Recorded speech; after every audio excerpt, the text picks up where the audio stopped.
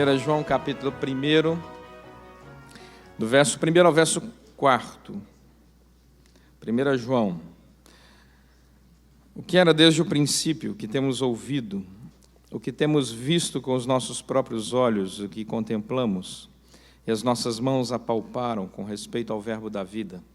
E a vida se manifestou, e nós a temos visto, e dela damos testemunho, e vô-la anunciamos, a vida eterna, a qual estava com o Pai e nos foi manifestada.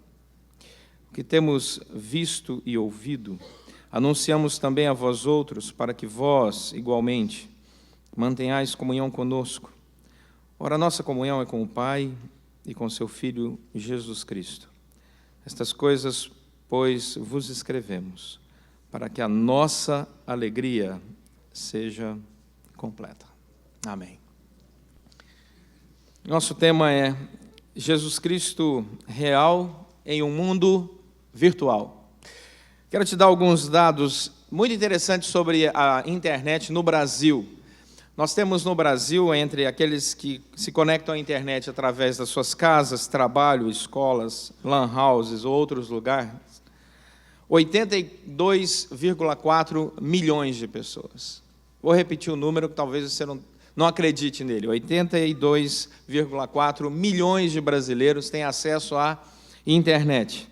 Em pesquisa realizada pela Interactive Advertising Bureau, diz que 40% dos entrevistados, ou um pouco mais, afirmaram passar pelo menos 2 horas por dia navegando na internet. E apenas 25% desse tempo, um outro grupo respondeu que passa assistindo televisão. Então, você imagina que desses 82 milhões de pessoas, mais de 40% desses entrevistados investe 2 horas diárias navegando pela internet. Tem outro dado bastante interessante, é o Twitter no Brasil. O Twitter no Brasil está em queda. 24% foi a queda do ano passado para esse ano de pessoas que acessam o Twitter no Brasil. Isso é um dado bastante interessante para nós. Descobriram também que 40% dos seguidores no Twitter, que tem uma conta no Twitter, tem entre 1 e 5 seguidores. Então, 40% das pessoas que têm Twitter têm entre 1 e 5 seguidores. Se você tem 6, você já está entre a elite dos que te seguem. Imagine que coisa espetacular. Então, você já não está mais nessa estatística. Agora, o sujeito que tem o Twitter, que só tem um que o segue, deve ser ou a sogra ou a esposa dele. Mas não tem outra explicação. Não é possível. Recentemente, eu vi uma eleição, vi uma eleição municipal aqui no Brasil, numa outra cidade, em que um candidato a vereador não teve nenhum voto. O que você entende? Nem ele acreditava nele mesmo, né? Talvez seja o demagogo mais, honesto da face da terra. Uma coisa interessante, meus irmãos, é que nós vivemos essa geração do Facebook. Nós vivemos a geração do Twitter. Nós vivemos uma geração altamente virtual. E a igreja precisa pensar seriamente sobre essa questão, mais do que já tem pensado. Eu estava no shopping semana passada, haviam 6 adolescentes sentados numa mesa próxima à nossa, num silêncio monumental. E eu olhei os 6, e os 6 estavam com seus celulares na mão, trocando mensagem um com o outro. Eles simplesmente não conversavam, eles estavam tuitando um com o outro ali, trocando mensagens. Essa é a nossa geração. E é provável que, se você tem 3G nesse exato momento, você está com seu celular na mão olhando alguma coisa. E se tiver, eu vou orar aqui, oração do fogo do iPhone, para queimar esse seu chip aí agora. Vai apagar tudo. Não vai sobrar nada. Por que o Facebook tem crescido tanto? Porque o Facebook, ele é a janela para a vida do outro. O Facebook é fantástico, porque você descobre tudo da vida de todo mundo que não te interessa. E você entra ali e você navega horas e horas e abre as janelinhas e vê as fotos. E as pessoas só postam fotos muito importantes no Facebook. extremamente relevantes. Notícias importantes do tipo, acordei de mau humor hoje. E eu com isso? O sujeito está a 10 mil quilômetros de distância de mim. Interessante. O Twitter é um relacionamento com alguns caracteres já bem pré-determinados. E as pessoas gostam disso. E gostam tanto que inventaram uma coisa chamada Second Life, que você cria uma segunda vida virtual. E as pessoas gastam horas e horas num Second Life. E ele cria no Second Life uma pessoa chamada Avatar. E se você for olhar o sentido da palavra avatar, na origem dela, você vai se assustar, porque ela tem toda a conotação espiritual. Mas as pessoas não sabem disso. Então, eles criam o seu avatar. Agora, o que me surpreende é que a boa parte das pessoas que estão no Second Life, diz as pesquisas, elas adotaram um outro sexo.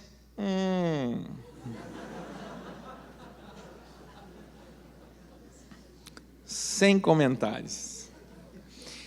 Talvez aqui, nesse auditório, nessa manhã, nós tenhamos os 300 prefeitos, ou prefeitas, não sei se você sabe disso, da Sim City, que é outro programa em que as pessoas vão construindo as suas cidades. Recentemente, minha filha chegou para mim com um iPad e disse, pai, onde é que eu construo um novo bairro? Eu falei, em qualquer lugar, desde que eu não pago IPTU. Pode escolher, minha filha. Então, a internet, ela é um universo que cria uma relação muito positiva de acesso à informação, quando essa informação é saudável, mas, por outro lado, ela traz perigos. Alguns anos atrás, quando eu comecei meu ministério, há 20 e poucos anos atrás, nós não tínhamos nenhum caso de adultério pela internet, nem tinha internet. Nem tinha internet. Hoje, é um dos maiores problemas na vida pastoral, as traições virtuais. No Brasil, já tem um site dedicado exclusivamente para traição na internet. Depois você verifica a sua conta aí para ver se a sua esposa ou seu esposo está nela. Porque o crescimento é enorme. As pessoas estão abrindo mão dos seus relacionamentos de maneira tão descartável como você muda de canal assistindo a televisão, porque a internet tem gerado esse vírus de uns relacionamentos ou dos relacionamentos descartáveis. O virtual, então, se torna mais atrativo que o real. Porque no virtual você constrói uma vida que não é sua. No virtual você compra o carro que você jamais poderia comprar, você mora num lugar onde você jamais poderia morar. No virtual você se desliga, se desconecta com qualquer um que simplesmente não traga a você prazer de estar junto. Quantos de nós já cansamos de uma conversa no computador, quem sabe pelo Skype, MSN ou qualquer outra coisa, e fala, olha, agora eu tenho que desligar, tinha nada. Mas você estava cansado. E é tão simples falar, agora não posso, depois. O sujeito te chama, você coloca ocupado. Você desconecta uma pessoa. Não sei se você já encontrou com alguém que gosta de contar a vida na hora errada, no lugar errado. Você está indo para o banco, 3:55 da tarde, correndo. Aquela conta do cartão de crédito que, se você não pagar, é 10% de juros, sabe aquela? E você vai, aí você encontra uma pessoa entrando no banco e você para e fala, oi, tudo bem? E ele vai responder. E aí ele começa, não está tudo bem, até eu queria encontrar muito você, e você fica assim, não, mas eu preciso ir ali agora, e o sujeito, mas no virtual isso não existe. Eu não gasto tempo para ouvir pessoas, porque os nossos relacionamentos são, na verdade, muito superficiais. Então, se o mundo virtual, pelo próprio nome virtual, possibilita algo que é irreal, por outro lado, ele dá um diagnóstico de coisas muito reais. O primeiro deles é que a solidão do mundo virtual, ela é real. A solidão do mundo virtual, ela é real. A carência do mundo virtual é real. O desespero do mundo virtual é real. E a dependência, até o vício que o mundo virtual traz, também é real.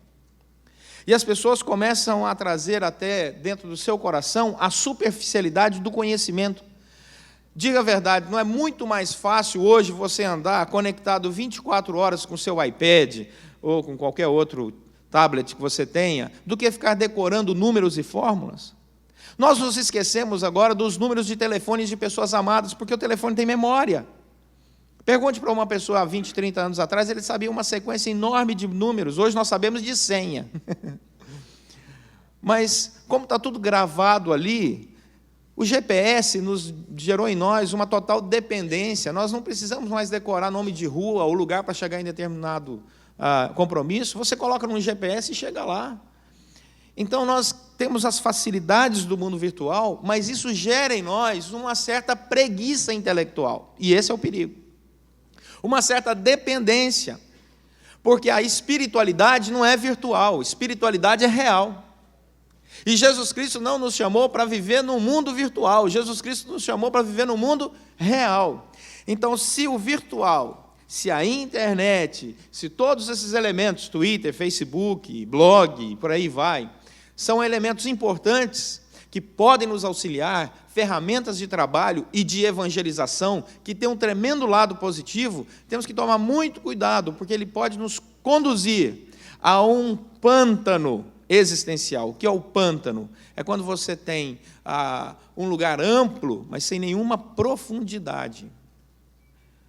Nós precisamos de pessoas que sejam mais profundas no seu conhecimento da palavra do Senhor. E hoje nós vamos dar uma caminhada nessa proposta de João. Vocês vão entender como João tratava isso com seriedade. Uma vez eu fui numa conferência nos Estados Unidos, e todos os anos eles nos recebem com muito carinho. Lá é uma igreja muito amada, que é a nossa parceira na plantação de novas igrejas no Brasil, e os membros da igreja gostam de receber os pastores que vêm do mundo inteiro. E um casal muito novinho disse para o pastor lá, nós queríamos muito conhecer um pastor que viesse de outro país e que pudesse contar para nós suas experiências e tal. Ok, então eles abriram a sua casa para me hospedar. Foi maravilhoso hospedar lá, muito bom. A única coisa ruim foi que o cachorro mastigou minha meia, mas isso é um detalhe que a gente deixa passar, né?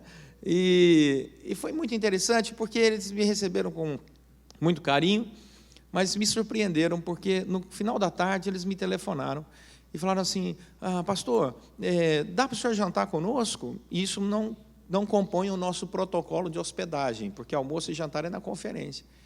Eu disse, claro, depois da conferência tem um jantar, mas vai ser um prazer.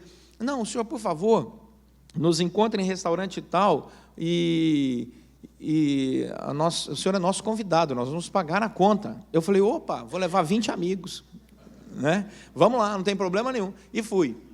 E quando eu cheguei lá, um casal que me conhecia há menos de 24 horas, me convidando para jantar, pagando a conta, alguma coisa vai ter. Então, eles tinham uns amigos à mesa, e eles começaram a conversar comigo. E o amigo dele já foi bem claro e direto. Pastor, sabe por que eu convidei o senhor aqui, e o meu amigo, e nós com as nossas esposas? Eu disse, não.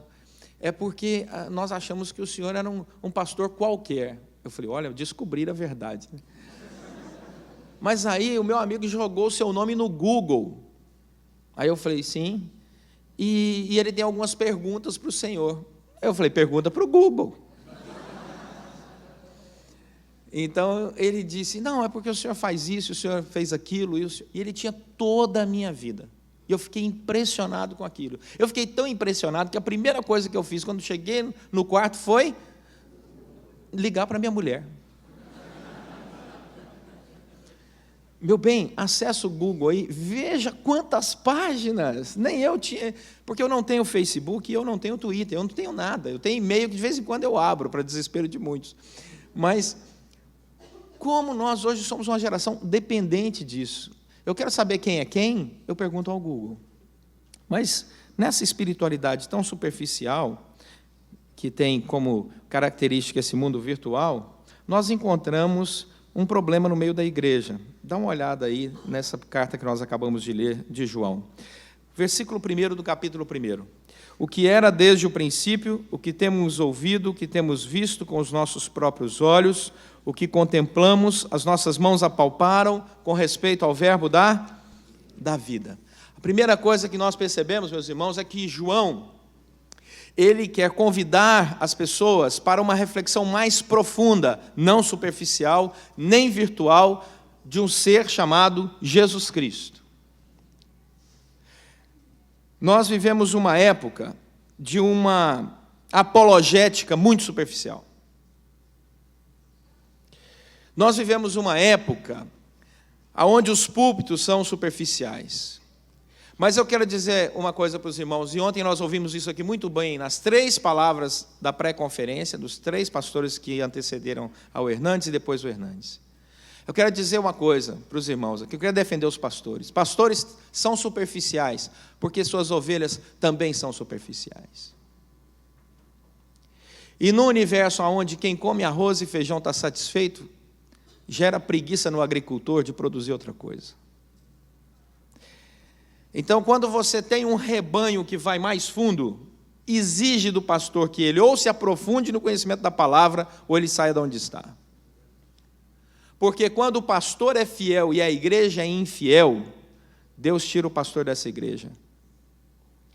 Mas quando o pastor é infiel e a igreja é fiel, Deus tira a igreja do pastor. Mas não cabe relação alguma diferente dessa. Então, se estão acusando os púlpitos da superficialidade, é porque ela está também nos bancos das igrejas.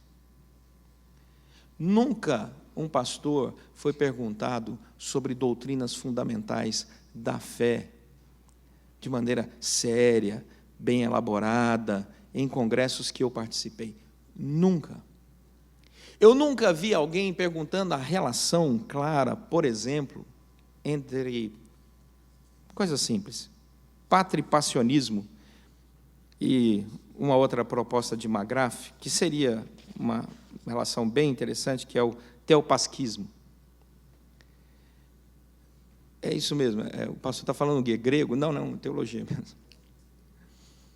Em outras palavras, quem foi que sofreu na cruz e por que sofreu?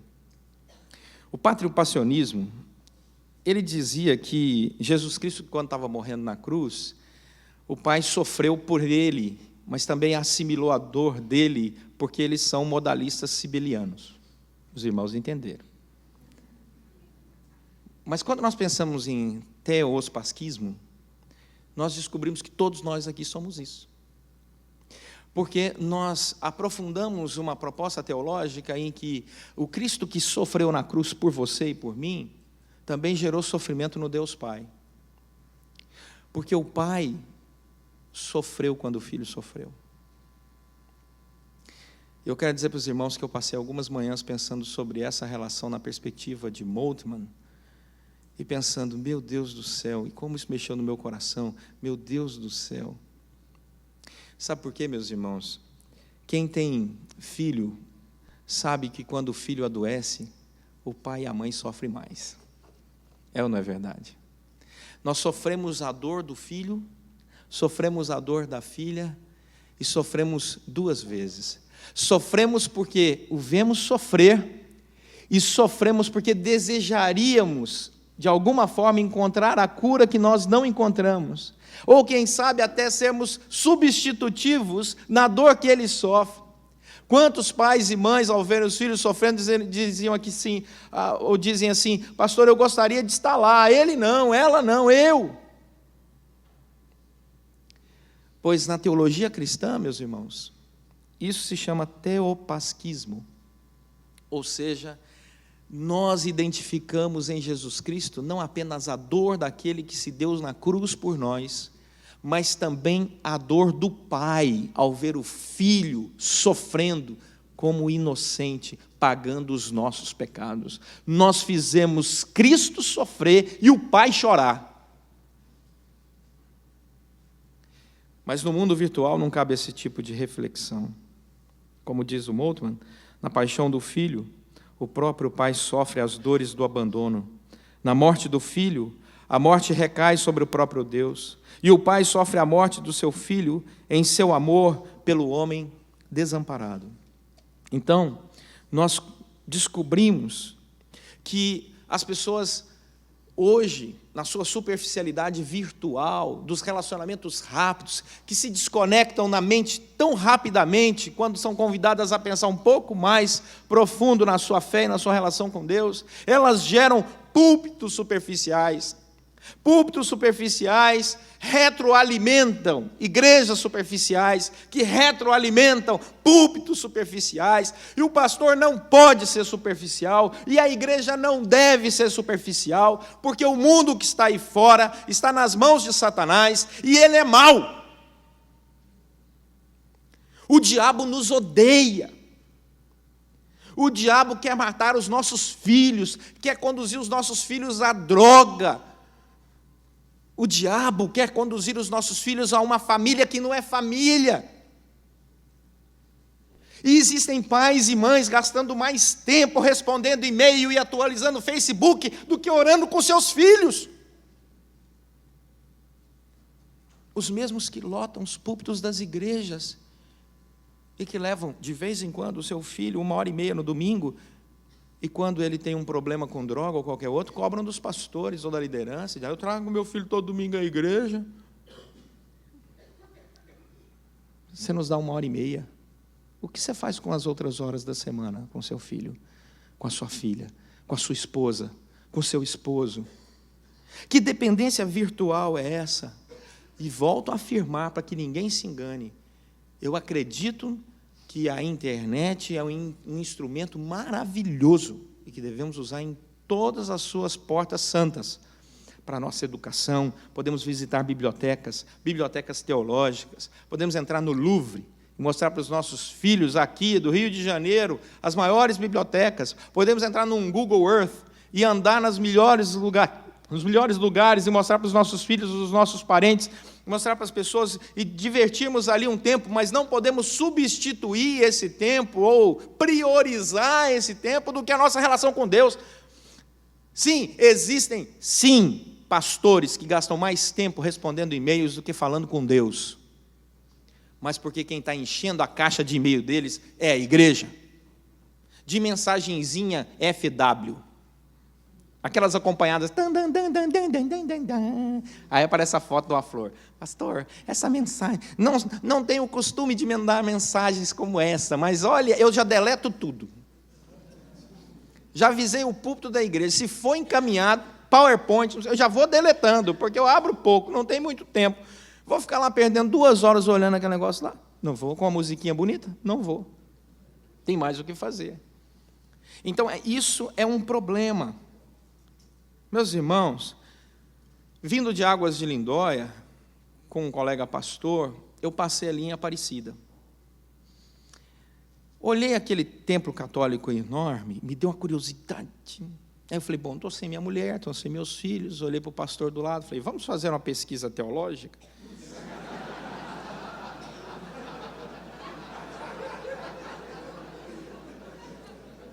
Aí ele disse, claro, nós já vimos conversando sobre teologia, estávamos divertindo um pouco sobre a perspectiva docetista e apolinariana na relação da humanidade e divindade de Cristo, na discussão entre eles e o nestorianismo e o arminianismo pleno, com base lá no arianismo de 300. E aí ele falei para ele, vamos fazer uma pesquisa aqui? Vamos. Aí paramos o carro e entrei lá. Confesso o meu pecado. Eu fui no centro da adoração do Brasil. Meus irmãos, quem acha que igreja evangélica constrói grandes templos, vá à Aparecida. A Catedral Mundial da Fé, da Universal, do Reino de Deus, e eu já fui, é barraco, perto da Aparecida. É casebre. O Templo de Salomão é dispensa. Vá lá, vá lá, ver que Jesus Cristo está sendo adorado naquele lugar, porque eu fui, filmei, vi, fotografei, está aqui. Você entra, tem os apóstolos em Aparecida, é enorme, R$13 o estacionamento. É, que dá num shopping da fé. E você entra. Não, os protestantes é que... Né? Aí você entra. Tinha um padre lá, rezando uma missa, e eu assisti. E ele repetia palavras enquanto carros passavam, pessoas transitavam, turistas. Tinha lá umas 200 pessoas sentadas, aquilo enorme, transmissão ao vivo pela televisão. Passava carrinho de golfe, passava gente vendendo, gente comprando, gente com vela, sem vela, de tudo. E eu olhando aquele movimento. Mas o que mais me impressionou foi um painel enorme que eles têm sobre a vida de Jesus Cristo. Está lá. Não diga que eu estou dizendo mal, não. Está lá. E depois da ascensão de Cristo Jesus, tem um quadro mostrando a descida do Espírito Santo. E tem os 12 apóstolos, 6 de cada lado, e Maria no centro. E depois vem um outro quadro falando da Assunção de Maria. Está lá em quadro. E depois um outro quadro destacando a sua fé, a coroação de Maria pela Trindade, e a Trindade colocando uma coroa em Maria. Esse é o Brasil que nós vivemos. Quem é o Jesus Cristo que nós cremos e pregamos? Em algumas igrejas evangélicas, o Jesus Cristo que nós cremos está tão longe quanto esse que está lá naquela catedral, lá naquela basílica. Em algumas igrejas evangélicas, o Jesus Cristo que está sendo pregado é esse aqui, ó.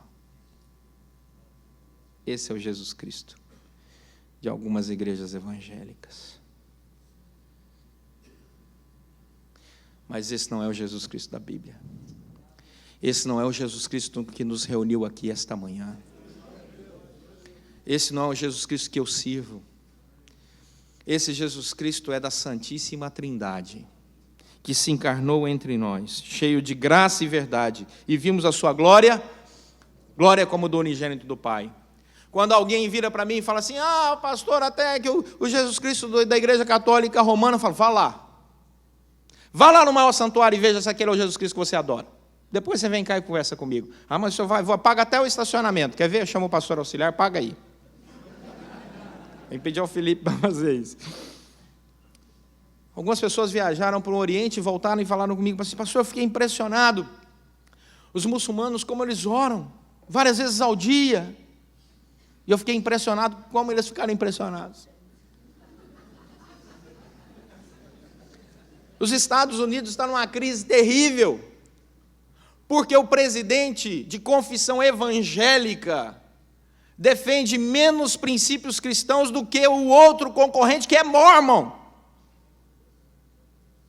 E os americanos falaram para mim, olha que ponto nós chegamos, em que se eu quero defender alguns pontos cardeais da família, eu prefiro votar no Mormon do que no evangélico confessional, em que na sua posse Rick Warren orou por ele. Alguém conhece a doutrina Mormon?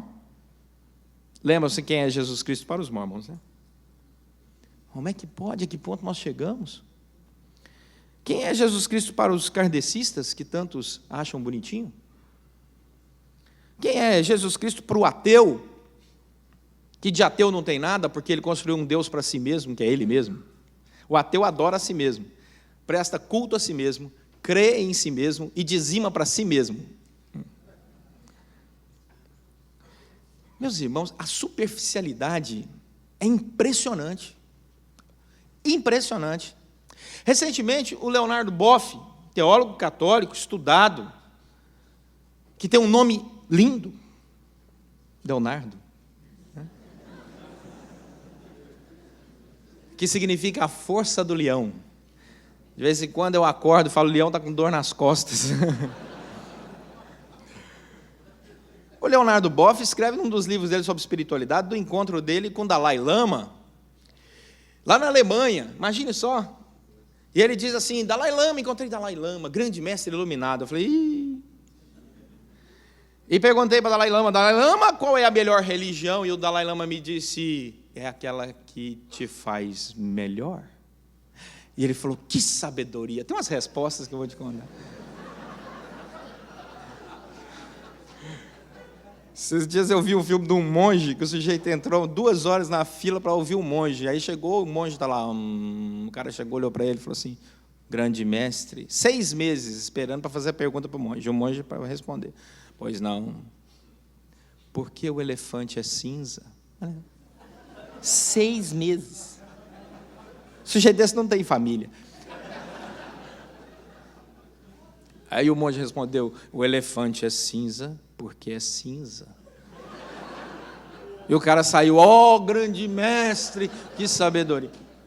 Aí vem o Leonardo Boff e diz assim: encontrei o Dalai Lama, e qual é a melhor religião? Ele me respondeu: aquela que te faz melhor. Aí eu perguntei para ele: mas qual é aquela que me faz melhor? Olha só, está perdidinho o Leonardo Boff. Aí o Dalai Lama respondeu para ele: é aquela que te faz mais amoroso, mais alegre, mais compassivo. É aquela que te faz mais cheio de domínio próprio. E o Leonardo Boff falou: meu Deus, que coisa linda. Aí eu falei: meu querido, isso é Gálatas 5. Está lendo tanta coisa que esqueceu a Bíblia. Essa é a nossa superficialidade. Então, quando nós lemos esse texto aqui de João, João fala que é preciso encarar o inimigo de frente, e não com superficialidade. E João abre portas aqui, em que Louis Berkhoff comenta, que nós aqui desse século, tanto 19 quanto 20, e eu diria até 21, Berkhoff já não inclui mais o 21, que o homem sobrenatural descobre um Cristo sobrenatural que abre as portas para esse homem que é divino, que acaba a bateria do microfone.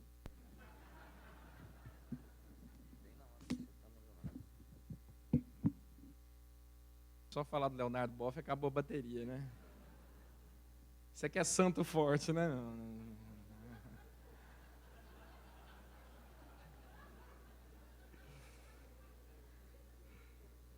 Que, por sinal, é uma expressão sincrética, né? Não é só católica, não. Ela é sincrética. Louis Berkhoff fala sobre isso. E Schleiermacher considera Cristo como um homem que, por causa da sua perfeição natural, alcançou a perfeição ideal. Meus irmãos, o que isso tudo tem a ver com o nosso tema? Nada. É que eu precisava dizer alguma coisa, então fui colocando isso. João está encarando de frente um pastor chamado Cerinto. Então, agora deixa o seu texto de 1 João aberto. E o que acontece é que Cerinto disse para aquela igreja, pregou naquela igreja que João escreve a sua primeira carta, que Jesus Cristo não era Deus, era um homem que foi revestido de Deus e que na hora da crucificação, Deus abandonou o homem e o homem morreu, Deus não. E então depois, na ressurreição, alguns teólogos concordam que essa seria a proposta de Cerinto, o Deus volta e resgata o homem e o homem volta a ser Deus. Olha que polibadernose generalizada, publicada, difundida ao quadrado, né? E aí, João tem 2 opções. Ou começa a falar mal dos carros de Cerinto, ou começa a falar mal da casa de Cerinto, que era uma mansão, ou começa a falar mal dos rendimentos de Cerinto, que Cerinto talvez estivesse vendendo algum papiro a R$900, porque tem a unção de Abraão. Oi. Um bom entendedor, um pinga letra, né, irmão? Ou então, ele convida os seus leitores a irem mais fundo. E pela ação do Espírito Santo, João faz o que a grande maioria da igreja e dos púlpitos não faz. Ele mergulha fundo na pessoa de Jesus Cristo. Ele vai no âmago da questão. E é interessante quando eu ouço por aí as pessoas dizendo assim: se você quer ler alguma coisa mais leve, leia João ao invés de Paulo. Paulo é teologia mais pesada, João é mais do coração. É? Vamos ver. Será que é mesmo? Por exemplo, o versículo 1 aí do texto que nós lemos, ele diz assim: o que era desde o princípio. Agora, lá em João 1:1, abram lá para você ver, Evangelho de João, capítulo 1, versículo 1. Evangelho de João está no Novo Testamento. Capítulo 1, versículo 1, que diz lá: no princípio era quem? E o verbo estava? E o verbo Era Deus. Aí, se a sua Bíblia for nova, vai para Gênesis 1. Porque se for velha, você já perdeu essa página. E lá em Gênesis 1, o que diz lá o texto? No princípio, criou Deus os céus e a terra. Então, olha como é que João já coloca a coisa no princípio. Já pontua. Vamos começar pelo princípio. João diz assim, Serinho, então eu vou te dar uma resposta sobre quem é Jesus Cristo. Eu quero te dizer uma coisa. No princípio, esse é o meu Jesus Cristo. No princípio, lá do Evangelho, era o verbo, estava com Deus e era Deus. No princípio, lá de Gênesis 1:1, o que criou todas as coisas. Então o Senhor não submeta Jesus Cristo a qualquer homem ou mulher criado da face da terra. Ninguém é maior e superior que Jesus Cristo. Lembre-se, Jesus nunca olhou para Maria e disse mater, mulher.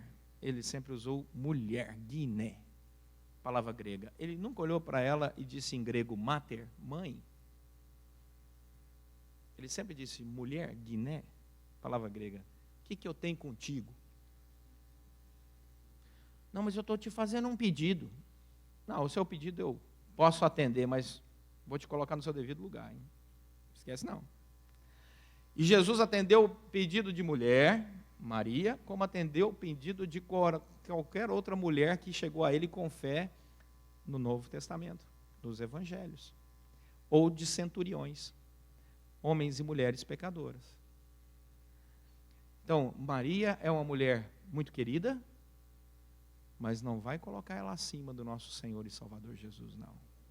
Porque lá em Gênesis 1, quem criou homem e mulher, o primeiro, foi ele mesmo. E é isso que João começa a mostrar. Volta lá para 1 João, capítulo 1, então. Então o evangelho de João começa em mais fundo. Vamos começar lá atrás. Não equipare Jesus Cristo a qualquer coisa, porque ele é enenarre. Lá no grego essa palavra é usada no princípio, na Septuaginta também, em João 1:1. Enenarre, aquele que está lá no começo de todas as coisas e que é a origem de todas as coisas. Então, quem é Jesus Cristo para você? É quem criou todas as coisas. Quando alguém começa a discutir sobre ciência e fé, desconhece o que a palavra diz sobre Jesus Cristo. Porque as pessoas aí, falando sobre ciência e fé, dizem assim, será que Deus mesmo existe? Será que não foi uma rocha que bateu na outra? Será que nós não viemos do macaco? Tem gente até que parece, mas não é isso que a Bíblia diz. A Bíblia diz que Jesus está lá no começo. Ele criou todas as coisas, o princípio é ele. E João já começa estabelecendo aí, ele era, ele estava, ele fez, ele realizou. E se você continuar lendo Gênesis 1, vai dizer assim, que a Santíssima Trindade em conselho disse assim, façamos, pois, o homem a nossa imagem e a nossa semelhança. E aí o Evangelho de João inteirinho vai dizer da unidade de Jesus Cristo com o Pai, e da unidade dos dois com o Espírito Santo, e as três pessoas compondo a Santíssima Trindade. E Santíssima Trindade são três. Lugar que 3 vira 4 é na história dos 3 mosqueteiros. Mas tem gente que quer colocar uma quarta pessoa na Trindade. Isso é inaceitável. Então João já começa estabelecendo em 1 João isso que era desde o princípio. Agora eu quero dizer que esse virtual, distante, histórico, que parece que existe há milênios e que não se relaciona conosco porque ele é transcendente, ele também é imanente. Olha aí, 1 João 1:1. E João começa a pontuar claramente a imanência de Jesus Cristo. E ele diz o seguinte, aquele que era desde o princípio, aquele que estava lá, pode ser por nós agora ouvido. João está escrevendo essa carta muitos anos depois da morte e da ressurreição de Cristo Jesus, e ele diz assim, aquele Jesus eu posso ouvi-lo hoje. Eu não estou pregando um Jesus Cristo morto, eu estou pregando Jesus Cristo ressuscitado. Como disse o apóstolo Paulo, se a nossa fé acredita apenas nas coisas dessa terra e vive acreditando apenas que Deus pode te abençoar nessa terra, nós somos os mais infelizes de todos os homens. Então a nossa fé tem que ir além, nós temos que ir mais fundo na nossa reflexão sobre o ser de Deus, sobre a pessoa de Jesus Cristo. nós temos que entender um pouco mais sobre essa relação das naturezas divino-humana de Jesus Cristo, da relação da Santíssima Trindade, o que isso tem a ver conosco, porque quando eu choro e sento para orar pelos meus filhos, quando eles estão enfrentando alguma enfermidade, aí eu choro e entendo que Deus entende as minhas lágrimas, porque Ele também é pai e também viu o seu filho chorar, e Ele se identifica com o meu choro, e eu, na presença dEle, digo assim: Senhor, eu posso chorar e dizer aqui, porque se ninguém na face da terra entende a minha dor, o Senhor entende, e o Senhor tem me ouvido, e o Senhor tem me atendido. E é isso que João diz. Então, aquele que está lá no princípio, aquele que é inegociável, aquele que tem valores, que o Evangelho vai dizer para nós de maneira muito clara, muito absoluta, esse nós temos ouvido através da obra do Espírito Santo, que o próprio Senhor Jesus Cristo disse, que quando Ele fosse assunto aos céus, Ele enviaria, e Ele nos faria lembrar todas as coisas que Ele tinha nos ensinado, e nos ensinaria muito mais ao longo da caminhada. Então eu posso dizer para as pessoas que Jesus está vivo, e como diz aí alguns adesivos de carro, muito bem colocados, Jesus está vivo, hoje eu falei com Ele, e Ele me ouviu. Então João resgata aquele que é distante e o personifica, traduz, coloca ele do nosso lado e diz: Ele me ouve. Ele me ouve.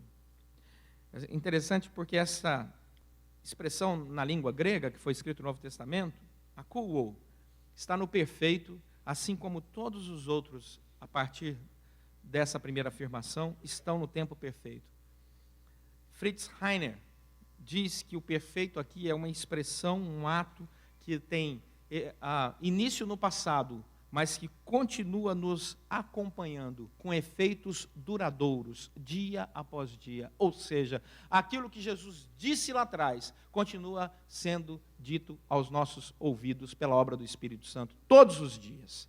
Ninguém vai poder chegar diante de Deus Pai e dizer para Deus Pai assim: ah, Senhor, eu não sabia. O Senhor me perdoa porque eu não sabia, porque o Senhor vai falar assim: sabia, te falei o tempo todo, te enchi a paciência. Eu falava no seu ouvido: está errado, está errado, está errado. Não, Senhor, mas só um pouquinho, está errado. Não, Senhor, mas só mais um pouquinho, está errado. E aí algumas pessoas estão fazendo com a palavra de Jesus Cristo o que se faz no mundo virtual, offline. Desconecto. E só vou conectá-lo a hora que eu precisar. Mas nós temos ouvido. Temos ouvido. Temos ouvido. Temos ouvido muita coisa ruim. Muito púlpito fraco. Mas temos ouvido muita coisa boa. E graças a Deus, inclusive pela internet. Graças a Deus. Estamos inundando a internet com mensagens. Louvado seja o Senhor por isso. Porque quando começou não tinha nada bom. Estava complicado o negócio, mas a igreja acordou e está inundando. Então temos ouvido. Hoje na sua casa você pode ouvir grandes mensagens, aprofundar muito no seu conhecimento teológico. Você não precisa ter uma grande biblioteca, gastar uma fortuna com grandes bibliotecas. Você pode ter bons livros na sua casa, mas você pode pesquisar em bibliotecas no mundo inteiro. Graças a Deus por isso.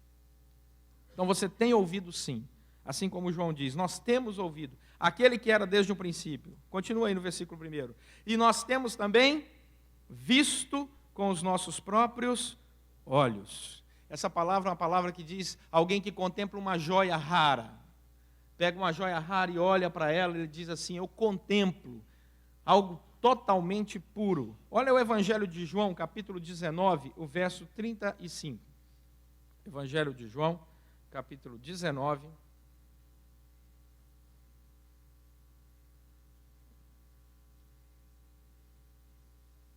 versículo 35. Aquele que, João está terminando o seu evangelho, 35, aquele que isto viu, testificou, sendo verdadeiro o seu testemunho. E ele sabe que diz a verdade, para que também vós creais. Nós não temos uma fé mitológica. Nós não acreditamos em alguém que mora no fundo do mar. Nós não temos uma fé em deuses gregos, romanos. Nós não andamos com pé de coelho pendurado no pescoço. Nós não andamos atrás de trevo de 4 folhas. Nós não lemos horóscopo. Amém, irmãos? Amém. Aleluia! A nossa fé é real, a nossa fé é histórica, e é isso que João diz. João diz assim: eu não vivo atrás de mitos, não. Eu estou falando para vocês sobre o Deus que eu posso ouvir, tenho ouvido, o Deus que eu vi. João diz: eu vi Jesus ressuscitar pessoas, eu vi o pão sendo multiplicado, eu vi as coisas acontecendo, eu vi ele crucificado, eu vi ele ressuscitado. E quando alguns pensavam que ele era fantasma, ele falou: vamos comer. Por que Jesus está sendo diminuído como um ser virtual pelo século 21? Por que essas influências religiosas, sincréticas, pseudo-verdadeiras, estão aí influenciando a igreja? Por que nós não nos debruçamos sobre o Evangelho de Jesus e vamos amar essa palavra e ouvir o Espírito Santo falar através da palavra dele e ver com os olhos da fé Deus abrindo as portas da nossa vida e dizendo assim: esse é o caminho, andai por ele. Por quê? Porque a igreja está tão rasa, porque os púlpitos estão tão rasos, porque existe uma armadilha virtual, uma armadilha que o inimigo está usando. Famílias gastam horas e horas em frente à televisão, assistindo coisas que não prestam, que entram dentro das suas casas, influenciam suas vidas, os seus filhos. Pais que estão correndo aí desesperados para conseguir ganhar mais. Para quê? Para dar um iPad para o meu filho. Seu filho quer um abraço. Seu filho quer jogar bola com você.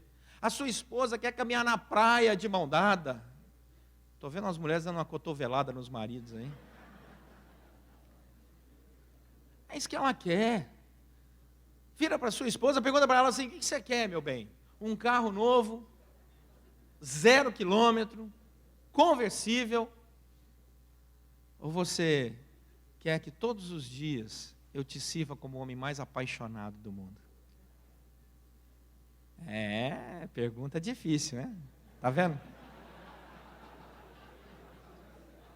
Olha que ponto nós chegamos. Dependendo da mulher, ela vai perguntar qual marca. Dizem que se você quiser testar quem te ama mais em casa, você pega a sua esposa e o cachorrinho de estimação e tranca os dois no porta-mala do carro. E deixa lá por 2 horas e abre. E veja a resposta de quem te ama mais. É um absurdo, irmãos. Não façam isso.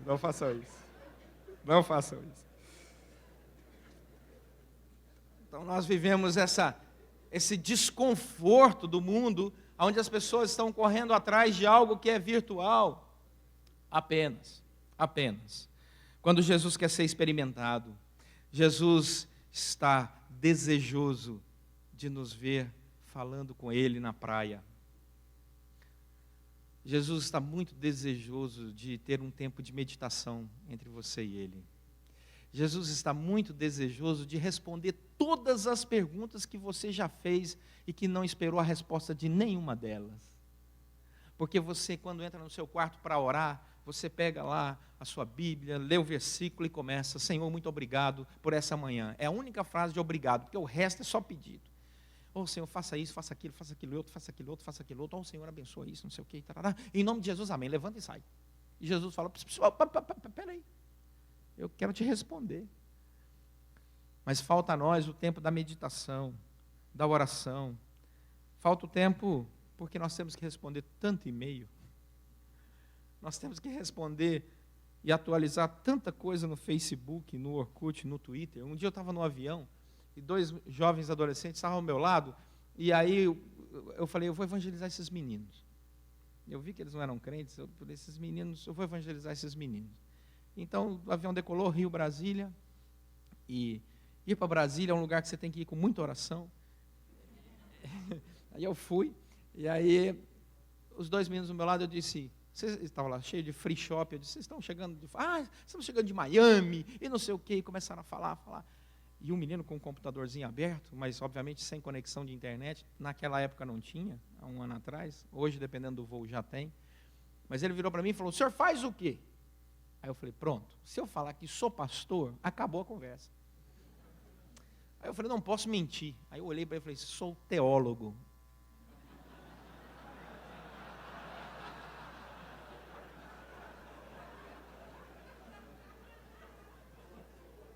Na mesma hora o menino olhou para o outro no Google: teólogo. E o Google deu fora de área. Aí um olhou para o outro desapontado, olharam para mim assim, e eu só no rabo de olho aqui, né, olhando. Aí disse: o que teólogo faz? Pensei comigo: depende da opinião de alguns irmãos da igreja, né? Para alguns não faz nada, mas... Aí eu comecei a falar para ele: a gente estuda sobre Deus. Que interessante.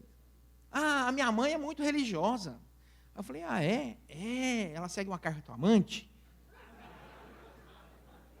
E a cartomante disse para ela umas coisas e não sei o quê. Aí depois até um padre falou que dava certo a nossa viagem, no ascendente de não sei o quê, que a cartomante tinha dito. Bateu. Aí eu comecei a falar com ele sobre a fé, sobre Deus.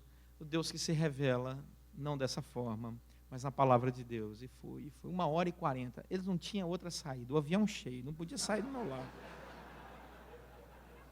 Melhor lugar para evangelizar. Melhor lugar para evangelizar e para testar a fé do indivíduo. Uma vez eu peguei a turbulência com um cara do lado, o avião jogava para cima e para baixo, ele olhou para mim, eu estava lendo a Bíblia, e ele disse assim: o senhor faz o quê? O senhor é crente? Eu falei: eu sou pastor. Ele falou: graças a Deus, agora não cai.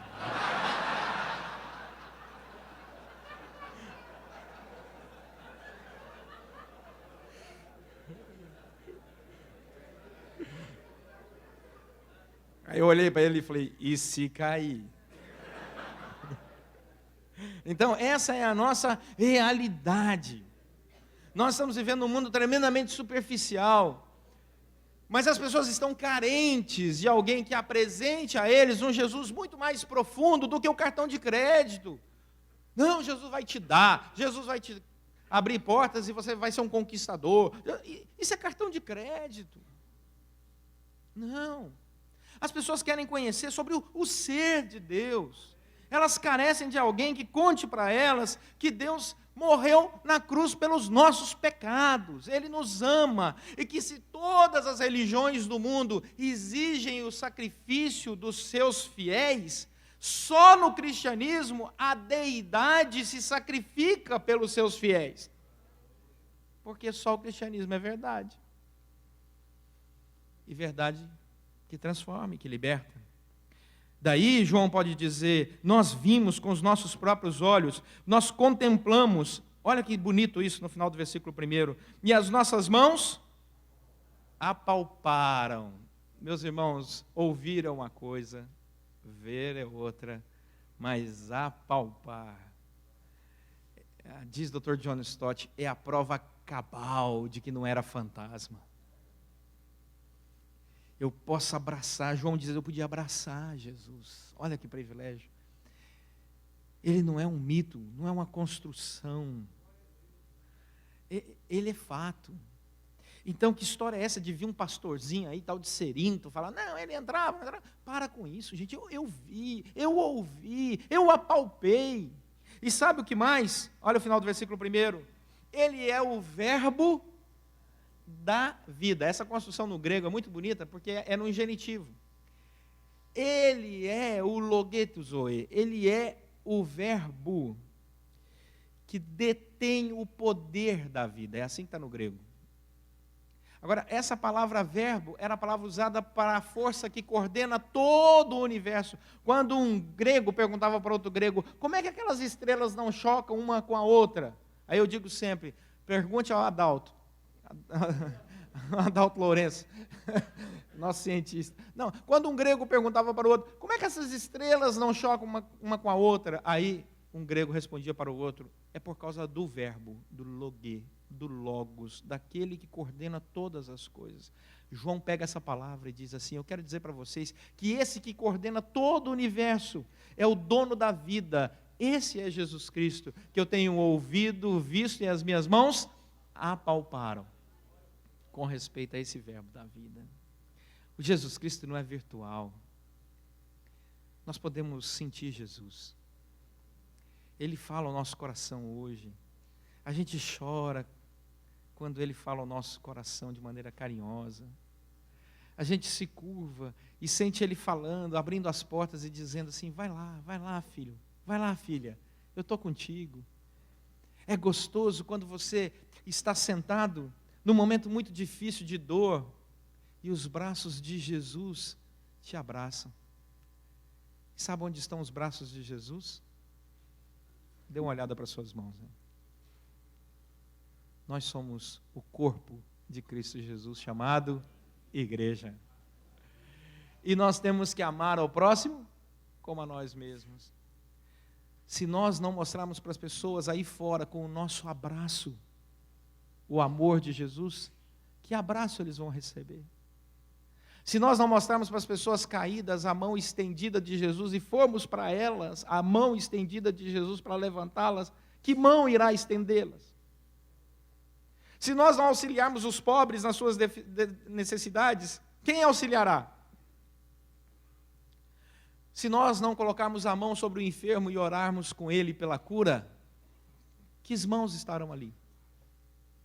Mas quando nós fazemos isso, nós não fazemos na nossa autoridade, nós não fazemos isso debaixo do nosso poder, nós não fazemos isso por causa do nosso amor, nós fazemos isso porque Jesus disse que Ele nos deu toda a autoridade, no céu e na terra. Nós temos a autoridade que Jesus Cristo nos deu. A autoridade que Jesus Cristo nos deu é tão grande que até o demônio tem medo de nós.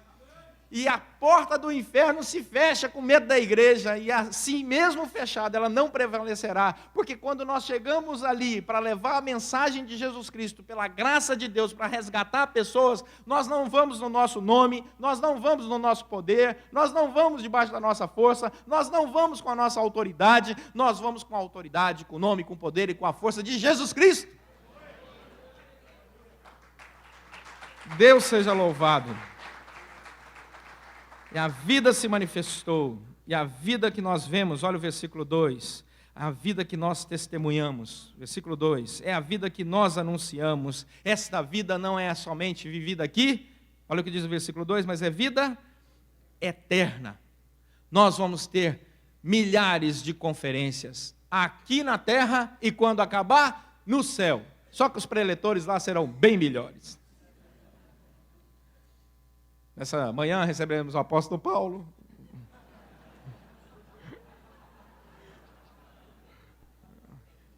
Vai expor Romanos, que por sinal não foi escrito por ele.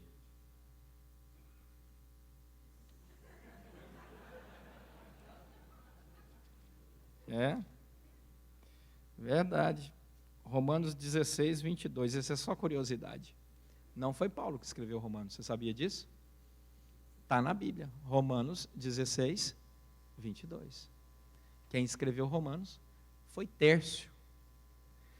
Eu, Tércio, Romanos 16, 22, que escrevi esta epístola, vos saúdo no Senhor. Dorme com essa. Se o seu pastor não está aqui, acabe com ele no domingo. Diga para ele: pastor, no meio da escola dominical, quem foi que escreveu Romanos? E ele vai dizer assim: Paulo. Pastor, não foi não. Foi Tércio. Quem ditou foi Paulo. Inspirado pelo Espírito Santo. Mas o secretário para assuntos de redação exterior era Tércio. A Bíblia é fantástica, meus irmãos. Nosso Deus é fantástico. Vamos mais fundo.